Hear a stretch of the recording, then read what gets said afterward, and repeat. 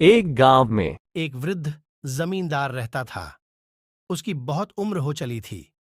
एक बार जब वह बीमार पड़ी रहा तो उसे लगा कि अब उसके जाने का समय आ गया है। उसके 3 पुत्र थे। उसने तीनों को अपने पास बुलवाया।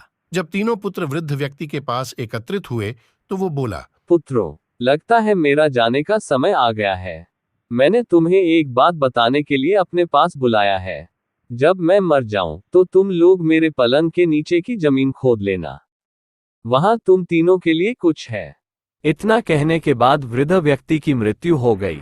उसका अंतिम संस्कार करने के बाद तीनों पुत्रों ने उसके कहे अनुसार उसके पलंग के नीचे की जमीन की खुदाई की।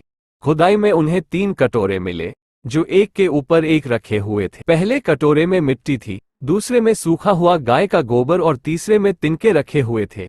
साथ ही उन्हें 10 सोने के सिक्के भी मिले। लेकिन उन्हें इतना अवश्य समझ आ गया कि ऐसा करने के पीछे उनके पिता का अवश्य कोई प्रयोजन रहा होगा। इस पहेली को सुलझाने के लिए तीनों ने तेनालीराम के पास जाने का निश्चय किया।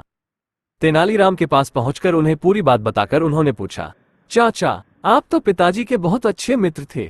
क्या मृत्यु पूर्व पिताजी ने इस बारे में आपसे कोई चर्चा की थी? नहीं तो, तेनालीराम ने उत्तर दिया।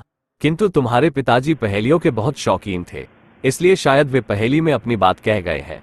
मुझे थोड़ी देर सोचने दो, हो सकता है मैं इस पहेली को बूझ लूं। तीनों लड़के शांति से तेनालीराम के पास बैठ गए और तेनालीराम सोच में डूब गए। कुछ देर बाद तेनालीराम की आंखें खुशी से चमक उठी और वह बोले, मुझे पता चल गया कि इस पहेली का क्या अर्थ है। तो चाचा जी जल्दी से हमें भी उसका अर्थ बता दो। तीनों पुत्र बोले, तो सुनो। तेनालीराम कहने लगा, तीनों कटोरों के आकार को देखो, सबके आकार भिन्न है। इन 3 कटोरों के माध्यम से तुम्हारे पिता ने अपनी संपत्ति का बंटवारा तुम तीनों के मध्य किया है। सबसे बड़ा कटोरा सबसे बड़े पुत्र की मिली संपत्ति को दर्शा रहा है। उसमें मिट्टी भरी है, अर्थात तुम्हारे पिता के सारे खेत सबसे बड़े पुत्र को मिलेंगे। दूसरा कटोरा मंझले पुत्र को मिली संपत्ति को दर्शा रहा है। उनमें गाय का सूखा गोबर है, अर्थात सारे मवेशी मंझले पुत्र को मिलेंगे।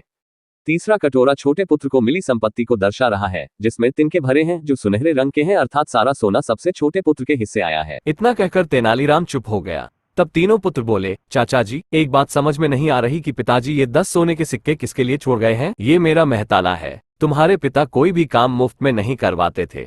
उन्हें मालूम था कि उनकी पहेली की का अर्थ पूछने तुम लोग मेरे पास आओगे, इसलिए मेरा महताना छोड़ गए हैं। तेनालीराम ने उत्तर दिया। तीनों पुत्रों को अपने पिता की पहेली का उत्तर मिल चुका था।